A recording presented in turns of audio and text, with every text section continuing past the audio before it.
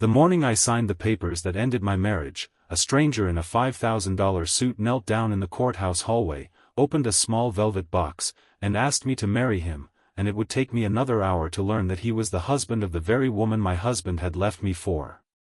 If you believe in kindness, in forgiveness, in the strange and stubborn hope that life can hand you something beautiful even after it has broken your heart, I want you to like this video, leave a comment telling me you're watching, share it with someone in our community who needs a reminder that second chances are real, and subscribe to our channel, because stories like this one are exactly why we started sharing them with you in the first place. My name is Claire Whitfield, and 11 months before that courthouse morning, I still believed I had a good life. I was 34 years old, I taught 3rd grade at a public school in a quiet suburb outside Portland, and I had been married to Grant Whitfield for 9 years. We had met in college, in a study group for a statistics class neither of us understood, and we had built our life together slowly and carefully, the way you build a house from a kit, following the instructions, trusting that if you did each step correctly the whole thing would stand. We did not have children, though we had tried for 3 of those 9 years, and the trying had worn a thin, quiet sadness into the corners of our marriage that neither of us talked about directly. We had a small house with a garden I was proud of, a mortgage we paid on time, and a habit of eating dinner together every night at 6:30, no matter what. I thought that was what love looked like. I thought steadiness was the same thing as safety. I did not know, that spring, that Grant had started working late more often, that his phone had begun to sit face down on the counter, that he had started buying cologne he had never worn before. I noticed these things the way you notice a change in the weather without understanding it means a storm is coming. I told myself he was stressed at work. I told myself we were in a rough patch, the kind every marriage has, and that we would come out the other side of it the way we always had, over pancakes on a Saturday morning, laughing about how silly we had been. I did not know that the woman he had started seeing was named Vivian Ashworth, the daughter of a shipping magnate, a woman whose family name appeared in the society pages of newspapers I never read, a woman who wore clothes that cost more than my monthly salary and who had, according to what I would later learn, decided that Grant's easy charm and steady, unthreatening ordinariness was a refreshing change from the world she had grown up in. The day I found out was a Tuesday in April, and I remember it the way you remember the details of an accident, sharp and useless and impossible to put down. I had come home early because a pipe had burst in my classroom and school had been let out at noon, and I found Grant's suitcase already packed and sitting by the front door, and Grant sitting on the edge of our bed with his hands folded between his knees like a man in church. He told me before I could even set my bag down. He said her name the way you'd say the name of a country you were emigrating to, with a kind of nervous excitement he did not bother to hide, and he said that he was sorry, that he had not meant for it to happen, that Vivian made him feel like his life could be bigger than it was, and that he hoped, in time, I would understand. I did not throw anything. I did not scream.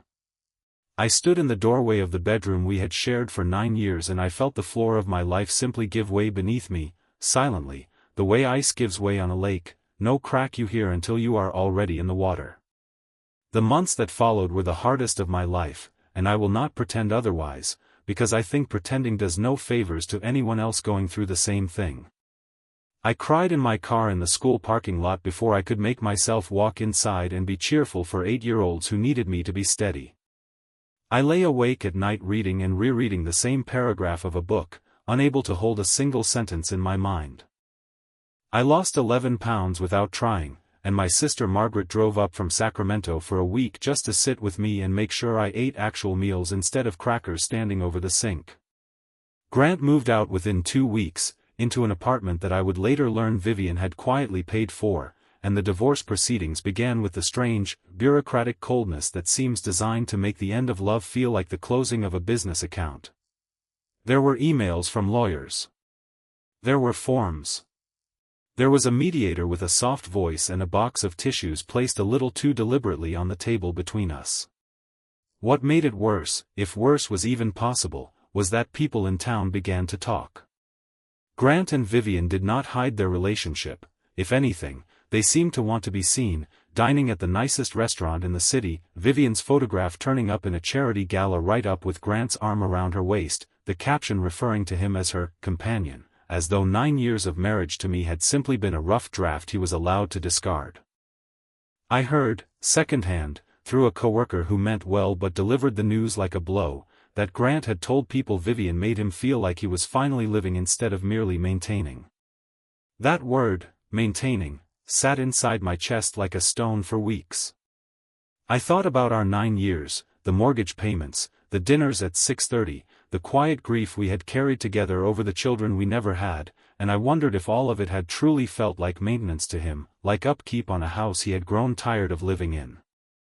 I want to tell you honestly that there were nights I did not handle with grace. There was one evening, about 2 months in, when I drank half a bottle of wine alone and called Grant and said things I am not proud of, things about Vivian's money and what I imagined it must be like to buy a man the way you'd buy a car.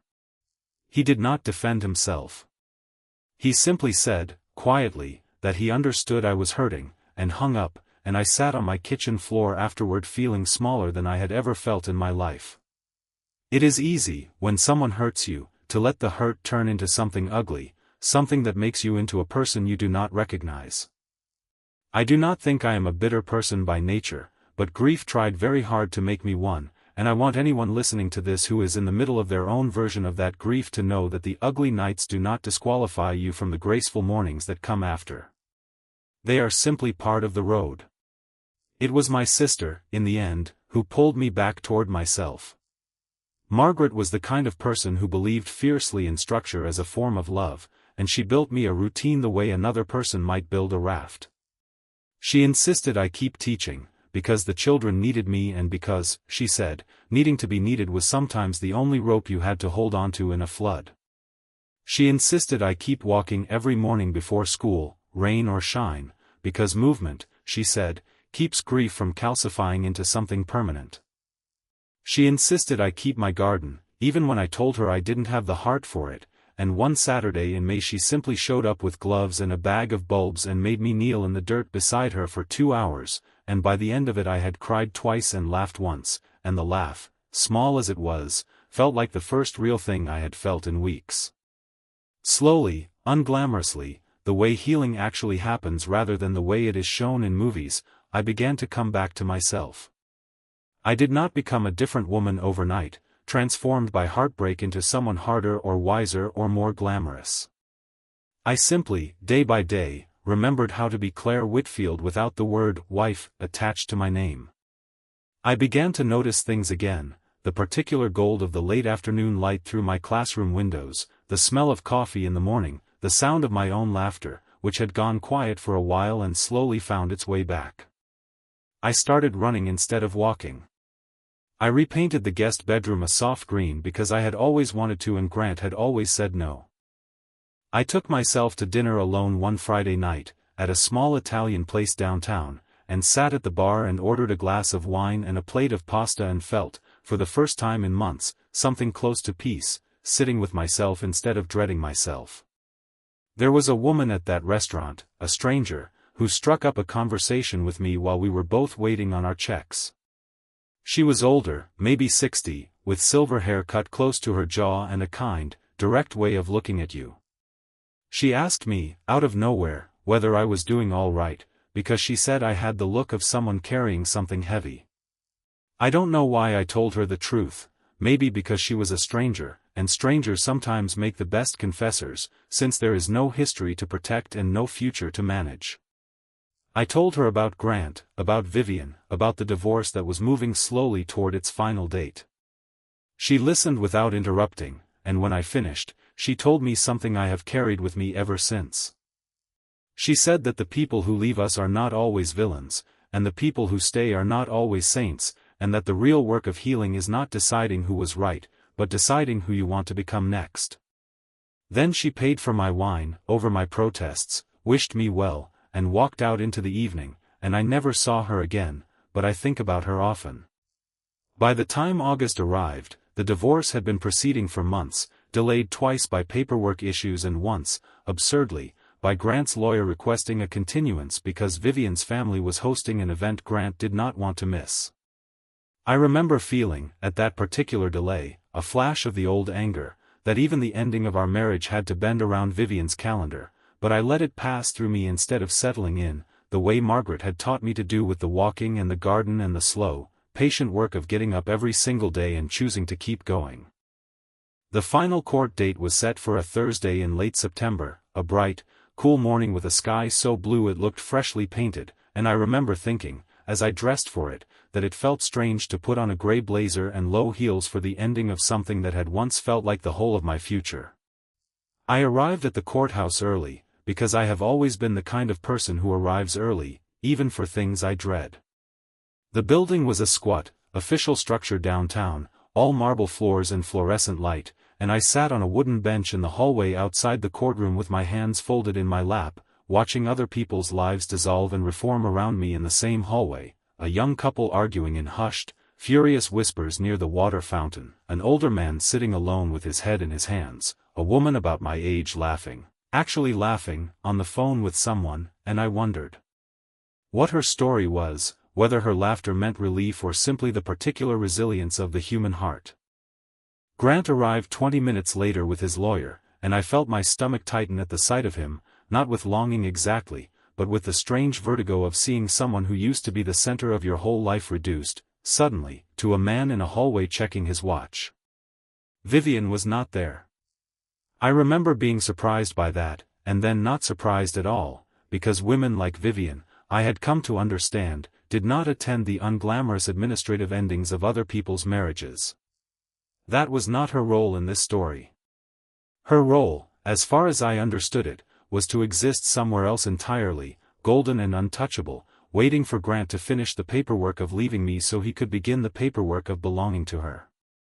I sat with that thought for a moment and found, to my own surprise, that it no longer had the power to hurt me the way it once had. It simply was what it was. We were called into the courtroom a little after 10. The proceeding itself was almost anticlimactic in its brevity, a judge with tired, kind eyes, a series of questions confirming that both parties understood the terms of the settlement, a brief silence while she reviewed the paperwork, and then, in a voice that carried no more weight than if she were reading a grocery list, the words that ended 9 years of my life. It is a strange thing, to have the largest heartbreak of your life summarized in a single sentence spoken by someone who has never met you and will never think of you again. I signed where I was told to sign. My hand, I noticed distantly, was steady. Grant signed beside me, close enough that I could smell the cologne Vivian had bought him, and when it was over, he turned to me, and for a moment something flickered across his face that might have been regret, or might have simply been relief, and he said, quietly, that he hoped I would be happy. I told him, and I meant it more than I expected to, that I hoped the same for him.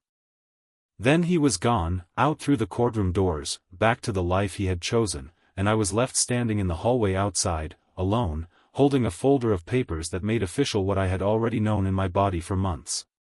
I stepped outside the courtroom into the hallway, and that is when I first saw him, a man standing near the water fountain, tall, dark-haired, dressed in a suit so well-tailored it seemed almost out of place in the fluorescent municipal light, and he was looking at me with an expression I could not immediately place, something between recognition and nervousness, the look of a man about to do something he has rehearsed and is still afraid of getting wrong.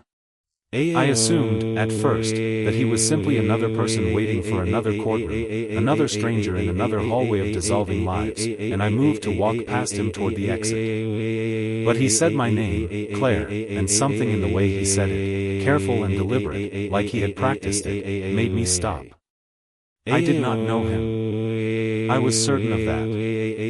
And yet he seemed to know exactly who I was, and there was something in his eyes, a kind of quiet, contained urgency, that made me stay rooted to the spot instead of walking away, the way you might stay rooted at the sound of a name you weren't expecting to hear in a place you weren't expecting to hear it. He introduced himself as Julian Ashworth Cole, and for a moment the name meant nothing to me, and then, all at once, it meant everything, because Ashworth was Vivian's family name, and Cole, I would learn in the next few minutes, was the name of the shipping and logistics empire Julian himself had built from almost nothing over the past 15 years, an empire that had, eventually, merged both financially and personally with Vivian's family when they married 6 years earlier. I want to be honest and tell you that in that moment my first instinct was not curiosity but a kind of protective flinch, the automatic bracing of someone who has spent months being the punchline in someone else's love story, and I assumed, foolishly, that Julian had come to deliver some message from Vivian, some final,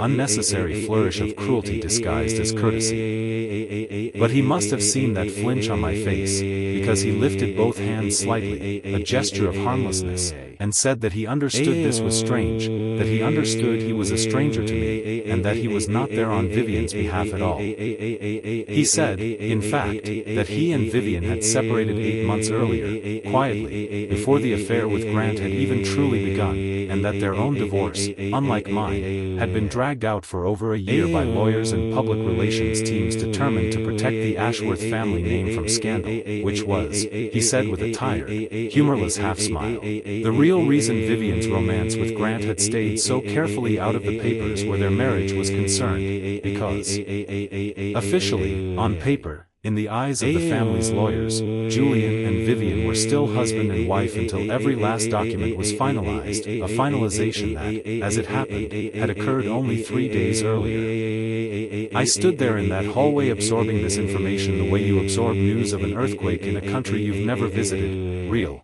significant, but hard to place inside your own life.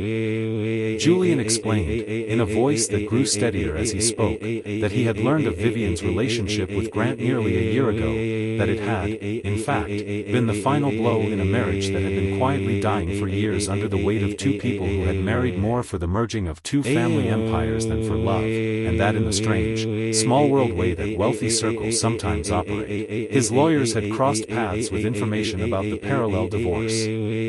proceeding, mine, because Vivian's team had been monitoring Grant's situation closely to manage the optics of the relationship.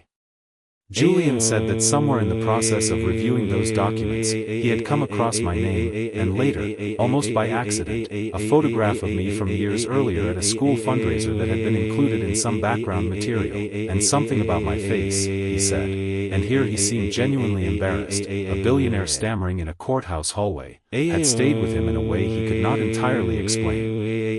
I want to say clearly, for anyone listening who is skeptical, that I did not believe him easily. I asked him, my voice sharper than I intended, whether this was some kind of joke, some cruel extension of the humiliation my divorce had already handed me, whether he and Vivian and Grant had cooked up some elaborate scheme to make a fool of me one final time. Julian did not get defensive. He simply listened to my anger, let it land, and then said, quietly, that he understood exactly why I would think that he would think the same thing in my position, and that he was not asking me to trust him yet, only to let him explain himself properly, away from the fluorescent lights and marble floors of a courthouse hallway, if I was willing. We ended up at a small cafe 2 blocks from the courthouse, at his suggestion, a modest place with mismatched chairs and a chalkboard menu, not the kind of restaurant I would have expected a man of his reputed wealth to choose, and I remember noting that detail and feeling, despite myself, a small loosening of my guard. Over the next hour, in the bright, ordinary daylight of a Thursday afternoon, Julian told me the fuller story of his marriage to Vivian, how they had met at a business dinner arranged, essentially, by their families, how the marriage had begun with genuine affection but had slowly hollowed out under the pressure of 2 demanding careers and 2 families who treated the union more as a merger than a partnership, how children had been discussed and then quietly abandoned as a topic because neither of them, if he was honest, had ever truly felt like partners in the way a marriage requires. He said he did not hate Vivian, that he did not even hate Grant, that he had, in fact, felt something unexpectedly close to gratitude when he learned of the affair, because it had finally forced a decision that both he and Vivian had been too afraid, or too dutiful, to make on their own. I asked him, because I could not help myself, why he was telling me any of this, why a man with his resources and his reputation would seek out the ex-wife of the man his ex-wife had left him for, on the very day her divorce became final. He was quiet for a moment, turning his coffee cup slowly on its saucer, and then he told me something that I have thought about many times since. He said that in the months since his separation from Vivian, he had done an enormous amount of thinking about what he actually wanted his life to look like, stripped of the expectations of family and business and image that had shaped every major decision he had made since he was 22 years old. He said that somewhere in that process, the small, strange detail of my photograph and my name had lodged itself in his mind not as an infatuation, exactly, but as a question about whether it might be possible, at this stage of his life, to choose something simply because it felt true, rather than because it served some larger strategic purpose. He said he had looked into who I was, carefully and respectfully, he insisted, through public information only, where I taught, how long I had been there, the volunteer work I did with the school's reading program on weekends, and that the picture that had formed was of a woman who had built an entire life around steadiness and care and quiet devotion to other people's children, and that this, more than anything, had moved him in a way he had not expected to be moved. I told him, honestly, that I did not know what to do with any of this, that I had walked out of a courtroom less than 2 hours earlier having ended a 9-year marriage, that I was in no state to be anyone's answer to an existential question about authenticity, and that I appreciated his honesty but could not promise him anything beyond this single conversation.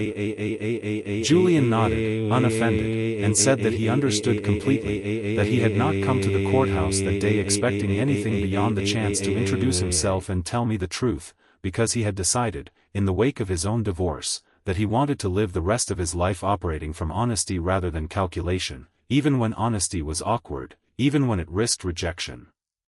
He said he was not asking me to marry him that day. The velvet box he was carrying, he admitted with a slightly embarrassed laugh, was not for a proposal at all but a piece of jewelry, a simple pendant, that he had bought impulsively that morning as a strange kind of talisman, a promise to himself that he would follow through on being honest with me no matter how the conversation went, and that he had panicked in the hallway and let me believe, for a moment, that it was something it was not.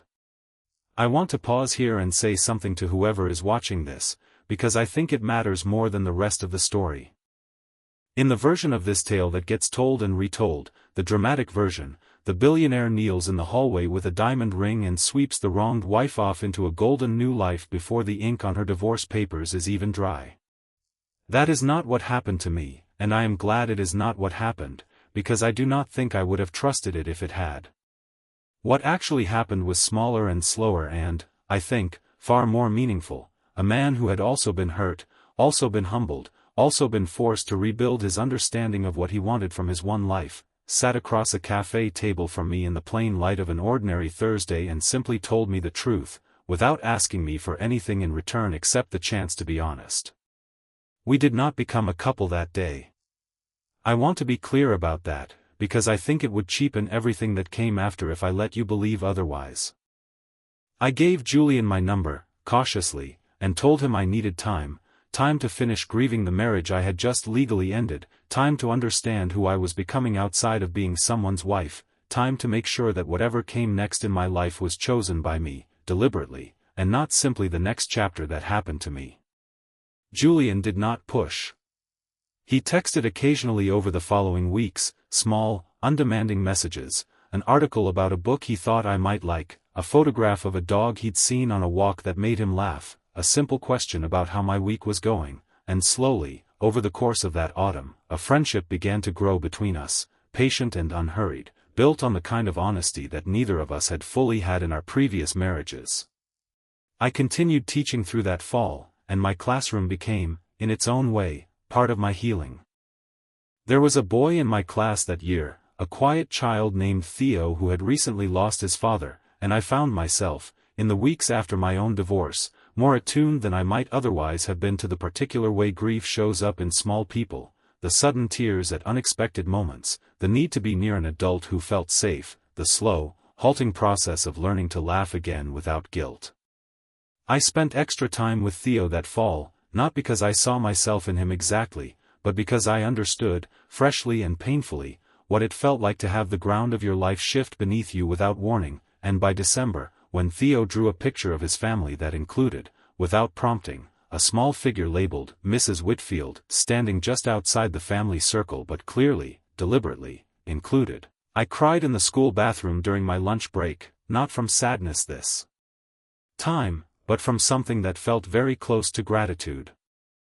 Margaret, when I finally told her about Julian, was predictably skeptical, in the particular way older sisters are skeptical when they have spent months nursing you back from heartbreak and are not eager to watch you walk toward anything that might break you again. She asked hard questions, about his intentions, about the disparity in our circumstances, about whether I was in danger of simply trading one kind of dependency for another, more glamorous one. I did not have perfect answers for her, but I told her the truth, which was that Julian had never once, in all our conversations, tried to fix my life or elevate it or rescue me from anything. He asked about my garden. He asked about Theo.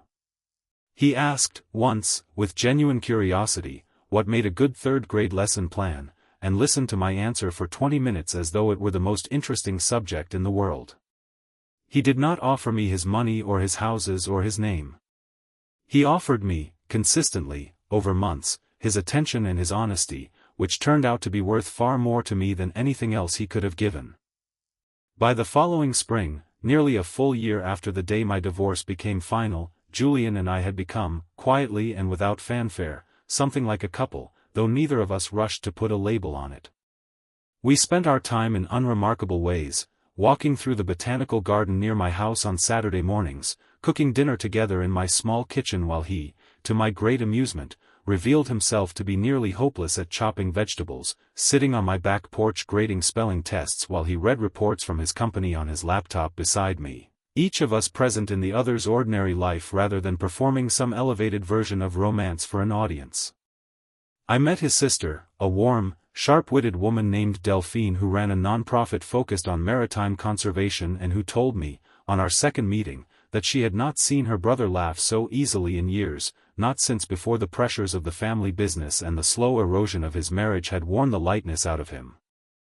I introduced him to Margaret properly, over a dinner that began stiffly and ended, for hours later, with the two of them arguing cheerfully about the best way to make risotto, and I watched my sister's guarded expression soften, over the course of that evening, into something like relief. I would be doing this story a disservice if I told you that everything that followed was seamless, because that is not how real healing or real love works, and I do not want to leave anyone watching with a false picture of what to expect from their own lives. There were difficult moments. There was an evening, about 8 months into our relationship, when I ran into Grant unexpectedly at the grocery store, and the sight of him, older looking than I remembered, tired in a way that surprised me, brought back a wave of old grief so sudden and so physical that I had to leave my cart in the aisle and sit in my car in the parking lot for 20 minutes before I could drive home. There was a period, a few months later, when the disparity between Julian's world and mine felt genuinely difficult to navigate, when I attended a business dinner with him and felt acutely, painfully aware of the plainness of my dress among women who wore jewelry worth more than my house, when I went home afterward and cried, not because Julian had made me feel small, but because I was afraid, in some old and half-healed part of myself, that I did not belong in the life he was offering me. Julian, when I told him this, did not dismiss the feeling or rush to reassure me falsely. He simply said that he understood, that he had felt something similar in reverse when he first began spending time in my small house with its second-hand furniture and its garden full of ordinary flowers, that both of us were learning to build a life that honored where we had each come from rather than asking one of us to disappear into the other's world, and that this, he believed, was the actual work of love, not the absence of difficulty, but the shared commitment to working through it. Honestly, together, in the daylight, without pretending the difficulty away. I learned, too, more about what had happened between Julian and Vivian, and I want to share this part carefully, because I do not believe in painting anyone as a simple villain, even the people who have hurt us. I learned that Vivian had grown up in a family where love had always been conditional on performance and appearance, where her worth had been measured, from childhood, by the alliances she formed and the image she projected, and that her marriage to Julian, and later her relationship with Grant, both seemed, in their own ways, attempts to find something that felt like genuine choice in a life that had rarely offered her any. This does not excuse what she did, and it does not undo the damage that her choices caused to my marriage or to Julian's, but I found, somewhat to my own surprise, that understanding her more fully softened something in me that I had not realized was still hardened. I do not know what became of her relationship with Grant in the long run. I heard, through the same distant grapevine that had once delivered news of their affair, that it had grown strained under its own weight within about a year, that the fantasy of a bigger life Grant had reached for had turned out, as fantasies often do, to be more complicated in reality than in imagination. But I found that I did not take satisfaction in this news the way I might once have expected to. I simply hoped, distantly and without much investment, that both of them would eventually find whatever peace I had been lucky enough to find myself. Grant and I spoke once more, about a year and a half after our divorce, at a mutual friends gathering that neither of us had realized the other would attend. It was a strange, quiet conversation, conducted at the edge of a backyard while other people's laughter carried across the lawn, and Grant, to his credit, apologized in a way he had never quite managed to during the divorce itself, not the rehearsed, defensive apology of a man trying to end a difficult conversation quickly, but something slower and more genuine. An acknowledgement that he had underestimated what he was giving up when he left, that the 9 years we had built together had been real even if the ending had been ugly, and that he hoped, sincerely, that I had found happiness. I told him that I had, and I found, saying it, that it was entirely true, without the small bitter undertow that such a statement might once have carried. I did not tell him about Julian in detail that evening. It did not feel like the moment for it, but I left that conversation feeling something I had not expected to feel toward Grant again, a kind of clean, uncomplicated peace, the sense of a chapter that had finally, fully closed, not with triumph or vindication, but simply with acceptance. Julian proposed to me, for real this time, on a bright Sunday morning in early autumn, almost exactly 2 years after that first strange encounter in the courthouse hallway. He did not do it with fanfare or spectacle, which did not surprise me by then, because I had come to know that grand gestures were not really his language, that his love showed itself in patience and attention and small daily honesties rather than dramatic displays. We were in my garden, the same garden Margaret had once knelt beside me in with a bag of bulbs during the worst of my grief, and the flowers that had been dormant through the winter were blooming again in the particular gold light of a September morning, and Julian, kneeling in the dirt in a pair of jeans he had bought specifically, he admitted later, because he knew I would appreciate that he hadn't worn a suit to propose in my garden, opened a small box that held a ring far simpler than I imagine anyone would have expected from a man of his means, and asked me, in a voice that was steady but not without a tremor of nerves, whether I would let him spend the rest of his life learning how to be honest with me, the way I had taught him, without meaning to, how honesty and steadiness could be its own kind of grand romance. I said yes, sitting there in the dirt among my flowers, and I remember thinking, in that moment, of the woman in the restaurant who had told me, over a year and a half earlier, that the work of healing was not deciding who had wronged me but deciding who I wanted to become next. I had become, I realized, someone I liked very much, someone who had walked through genuine devastation and had not let it curdle permanently into bitterness, someone who had rebuilt her life not around the absence of a husband but around the presence of her own steady, capable self, someone who had, when love arrived again, been able to recognize it not because it glittered but because it was honest, patient, and true, in the plain daylight of ordinary mornings rather than the shadowed drama of grand, sweeping gestures. Theo, the little boy from my classroom who had drawn me into his family portrait years earlier, is 12 now, and he still writes me a letter every year around the holidays, and I still write back. Margaret walked me down the aisle at my wedding to Julian the following spring, a small ceremony in my own backyard rather than in any of the grand venues that would have been available to us, because both Julian and I had agreed, without much discussion, that we wanted our beginning to look like the life we actually intended to build, modest, rooted, honest, full of people we loved rather than people we needed to impress. Delphine cried more than anyone else at the wedding, which surprised no one who knew her. Julian and I have, in the years since, built a life that neither of us could have predicted on the day we met in that fluorescent courthouse hallway. We have traveled some, we have stayed home more, we have supported the reading program at my old school together, quietly and without publicity, because Julian said once that the thing he admired most about the life I had built before he ever knew me was the way I had chosen, again and again, in the depths of my own grief, to keep showing up for children who needed steadiness, and he wanted to be part of continuing that, not replacing it. I think often about what I would say to the version of myself standing in that bedroom doorway the day Grant told me he was leaving, watching the floor of my life give way beneath me. I think I would tell her that the grief she was about to walk through was real and necessary and would not be rushed, and that she should let herself feel it fully rather than trying to outrun it, because the outrunning only delays the arrival. I think I would tell her that the ugly nights, the wine-soaked phone calls and the bitter thoughts, did not make her unworthy of the gentler mornings that were coming, that grief is not a moral failing but a process, and that she was allowed to move through it imperfectly.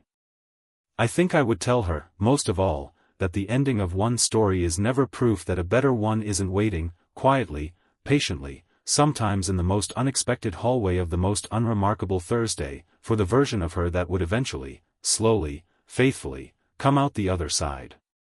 If this story touched your heart even a little, I want to ask you, before we go, to leave a comment below telling me about a moment in your own life when you had to choose, in the middle of heartbreak, who you wanted to become next, because I read every single one. And I believe these stories we share with each other in our community are, in their own quiet way, part of how we all keep finding our way back to hope.